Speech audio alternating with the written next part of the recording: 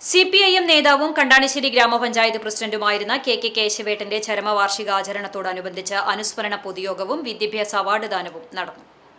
Chovvallur Dhofar ഓഡിറ്റോറിയത്തിൽ നടന്ന അനുസ്മരണ ചടങ്ങ് മുൻ വിദ്യാഭ്യാസ വകുപ്പ് മന്ത്രിയും CPM തൃശൂർ ജില്ലാ കമ്മിറ്റി അംഗവുമായ പ്രൊഫസർ സി രവീന്ദ്രനാഥ് MLA ഉദ്ഘാടനം ചെയ്തു. CPM Kandanassery local secretary MV Santhosh അധ്യക്ഷനായി.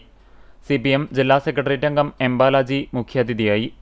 അഖിലേന്ത്യാ ജനാധിപത്യ മഹിളാ അസോസിയേഷൻ ജില്ലാ സെക്രട്ടറി ഉഷ പ്രഭുകുമാർ, CPM ജില്ലാ കമ്മിറ്റി അംഗം MN സത്യൻ, ഏരിയ കമ്മിറ്റി അംഗങ്ങളായ PA Mustafa, C Ambikesan, Mattam local secretary KS Dileep, Kandanassery ഗ്രാമപഞ്ചായത്ത് president MP Sajeeb, vice president CK Sudeepa, Chowwannur block panchayat അംഗം പ്രമിത സജീവൻ, കൂനമൂച്ചി സഹകരണ ബാങ്ക് പ്രസിഡന്റ് ജയകൃഷ്ണൻ നമ്പി എന്നിവർ സംസാരിച്ചു.